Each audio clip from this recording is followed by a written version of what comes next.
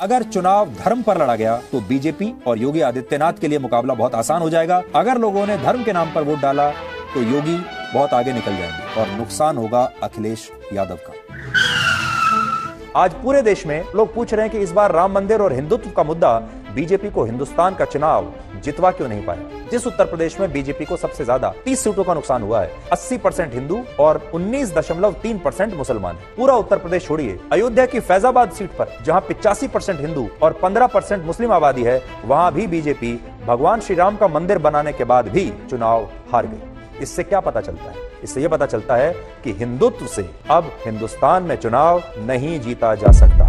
इसे मैं आपके सामने एक बार फिर एक्सप्लेन करता हूं। देखिए, पूरी रणनीति इस तरह की बनाई कि मुस्लिम वोटर अलग थलग हो जाए और 20% को जाने दिया जाए, लेकिन 80% हमारी तरफ आ जाए। आप जो सैफरन कलर का ये जो देख रहे हैं पूरा 80% ब्लॉक, अगर ये एकजुट रहा तो फिर योगी आदित्यनाथ को कोई रोक नहीं सकता। और इसीलिए नया जो सबक है वो ये है कि हिंदुत्व के मुद्दे पर अब हिंदुस्तान में चुनाव नहीं जीते जा सकते और ये बात बीजेपी को अब समझ लेनी चाहिए। मतलब हिपोक्रेसी की सीमा ही नहीं है कोई। जय हिंद दोस्तों, जैसा कि आप सभी जानते हैं कि न्यू इंडिया के न्यूज चैनल में एडिटर इन चीफ की जगह एडिटर इन दीफ रखे जाते हैं। इस समूह के संपादक सुधीर चौधरी और समीर आहलूवालिया साल 2012 में 100 करोड़ की उगाही करते कैमरे पर पकड़े गए थे। इस मामले में दोनों संपादक जेल भी जा चुके हैं। आज बात करेंगे एक महान एडिटर या फिर यूं कहूं कि एक दलाल पत्रकार सुधीर चौधरी के बारे में। जी न्यूज छोड़ने के बाद अब सुधीर चौधरी आज तक के एडिटर इन चीफ बन चुके हैं। बीजेपी इलेक्शन जीतती है तो उसके यूनियन मिनिस्टर आके इस दलाल को बधाई दे रहे हैं। सुधीर जी, मैं आपको बधाई दे रहा हूं। मैं बधाई देता हूं जी न्यूज को।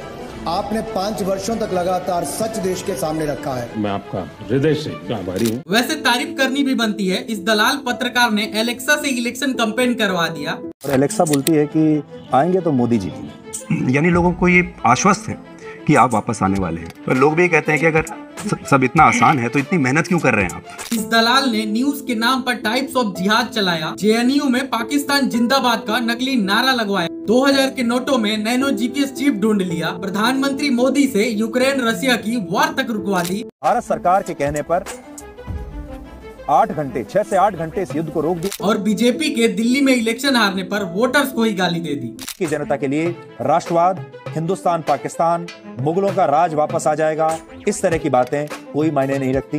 यानी दिल्ली की जनता ने ये बता दिया है कि दिल्ली के लोग आलसी हैं, उन्हें बाकी के देश से कोई मतलब नहीं है। प्रेस फ्रीडम इंडेक्स के मामले में आज भारत 181 देशों में 159वें स्थान पर है। कारण इसके जैसे दलाल पत्रकार। जब टमाटर 250-300 रुपए हुआ तो आपके घर में भी बात होती थी टमाटर के बारे में कि थोड़े दिन कम कर दिया जाए। आप शायद ट्रिविलाइज करना चाहें और इसको थोड़ा। नहीं, मैं ट्रिविलाइज नहीं कर रहा। मैं भी पूछ सकती हूँ सुधीर जी, क्या हुआ जब आप जेल में थे? क्या हुआ जब आप जेल में थे? वैसे इस दलाल पत्रकार को होना तो आज भी जेल में ही चाहिए था अपनी प्रोपेगेंडा न्यूज फैलाने के लिए। जब मुस्लिम मेजोरिटी मेवात में हिंदू मुस्लिम क्लासेस हुए तो तिहाड़ी मुस्लिम कम्युनिटी के अगेंस्ट सुधीर चौधरी ने ये थ्योरी लाया। 2011 की जनगणना के मुताबिक देश के 633 जिलों में से 11 जिले ऐसे थे जहां 90% से ज्यादा मुसलमान रहते थे और 31 जिले ऐसे थे जहां 50% से ज्यादा मुस्लिम आबादी थी। आज इन्हीं जिलों में सबसे ज्यादा तनाव है।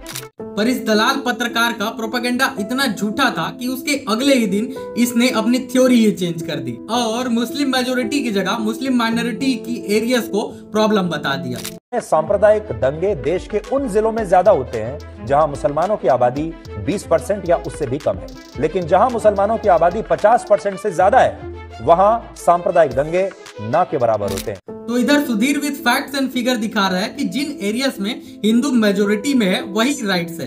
एक दिलचस्प इक्वेशन है। पर ऐसा बोलना तो एंटी मुस्लिम की जगह एंटी हिंदू नैरेटिव फैलाएगा।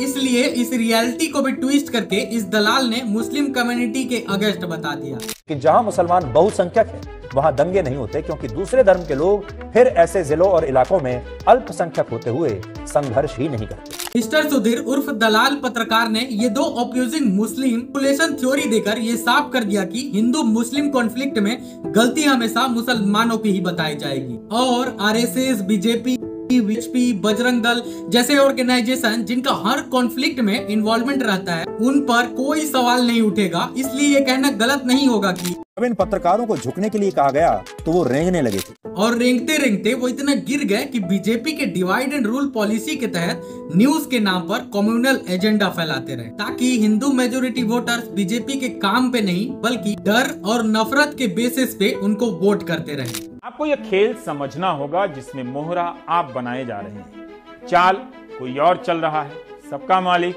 एक है। अच्छा डायलॉग है। डायलॉग नहीं है, डायलॉग नहीं है साहब, बिल्कुल डायलॉग नहीं है।